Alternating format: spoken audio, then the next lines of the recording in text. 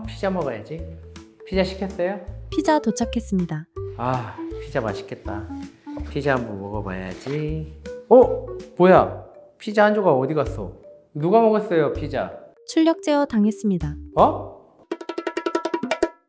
안녕하세요. 태양광도사 태도사입니다. 태양광 출력 제어에 대해서 속속들이 알아보도록 하겠습니다. 우선 이전 영상에서는 출력 제어 난 괜찮아 라는 주제로 영상을 촬영했었는데요. 그때 당시에 태양광도사가 가지고 있는 발전소들이 대부분 저압 연계형 태양광 발전소여서 출력 제어랑 상관이 없다고 얘기를 드렸었는데요. 최근에 4월달, 5월달을 접어들어서 출력 제어가 4월달엔 피크, 5월달에 좀 줄어들었고 6월달에는 조금 서서히 줄어들고 있는 가운데 4월달과 5월달에 출력 제어를 알아보도록 하겠습니다. 4월달에는 출력 제어 총량은 68GWh가 출력 제어 당했습니다. 한 가정에 하루 15kW를 사용한다고 보면 약 453만 가구가 동시에 사용할 수 있는 전기입니다. 그만큼 많은 전기가 출력 제어 당했는데요. 4월은 워낙 발전량도 좋았고 태양광도사 발전소에서도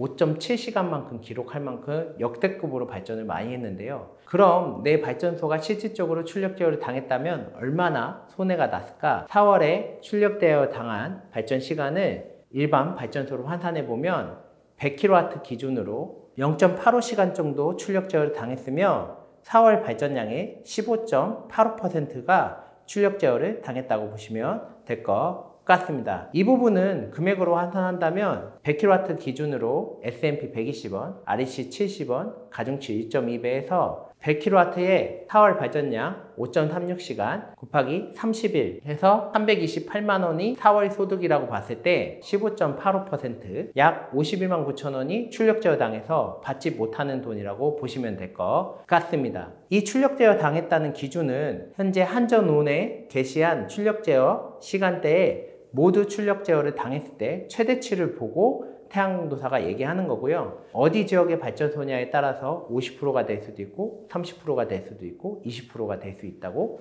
보시면 될 것 같습니다. 또한 5월에 출력 제어는 한 달간 약 8일의 출력 제어 시간이 있었으며 규모로는 약 22GWh 정도가 출력 제어 당했다고 보시면 될 것 같습니다. 한 가정에 15kW 정도 하루에 사용한다고 보면 하루 146만 가구가 사용할 수 있는 어마어마한 전기입니다. 모든 시간에 출력 제어를 당한 발전소가 얼마나 피해를 받는지 태양광도사가 알아보도록 하겠습니다. 5월 발전량은 평균 4.6시간 정도 발전했는데요. 이 발전소가 예를 들어서 5월 출력 제어 시간에 모두 발전을 멈췄다고 하면 0.828시간이 출력 제어 당했다고 보시면 될 것 같은데요. 5월 발전량의 18% 정도를 출력 제어 당했다고 보시면 될 것 같습니다. 예를 들어서 100kW급 출력 제어 안 당한 5월 발전 전력을 기준으로 봤을 때는 한 달에 288만 원 정도가 수익으로 발생했는데요. 출력 제어를 당했다고 하면 비용으로 환산했을 때는 약 18%, 51만 8천 원 정도를 피해를 봤다고 보시면 될 것 같습니다. 4월 발전량과 5월 발전량이 워낙 발전량이 많다 보니까 출력 제어 당한 발전량도 많다고 보시면 될 것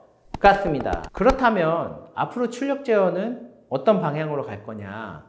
일단 출력 제어가 왜 벌어지는지 먼저 알아야겠죠. 출력 제어는 태양광 전력을 발전해서 사용할 데가 없어서 전기를 사용할 수 없다고 예측해서 그만큼의 태양광 발전을 출력을 제어하는 것을 출력 제어라고 하는데요. 대부분 출력 제어가 일어난 시간대는 주말에 출력 제어가 많이 발생했다고 보시면 될 것 같습니다. 하지만 이제 6월, 7월 여름이 도달하면서 특히나 장마 시즌에는 발전량도 줄어들고 냉방 설비가 늘어나기 때문에 여름철에는 거의 출력 제어가 없이 진행이 될 거라고 보시면 될 것 같습니다. 하지만 장기적으로 봤을 때는 건설을 하거나 건설을 준비 중인 발전소들을 보면 출력 제어 당하지 않는 발전소들이 상당 부분 있기 때문에 출력 제어를 당하는 발전소들은 계속적으로 출력 제어 양이 늘어날 것으로 태양광도사는 생각하는데요. 하지만 현재 정부에서는 저장 사업자라든지 수소 생산 시설을 통해서 난름 전기를 활용할 수 있는 부분을 보완하고 있으니 이 부분이 잘 운영된다면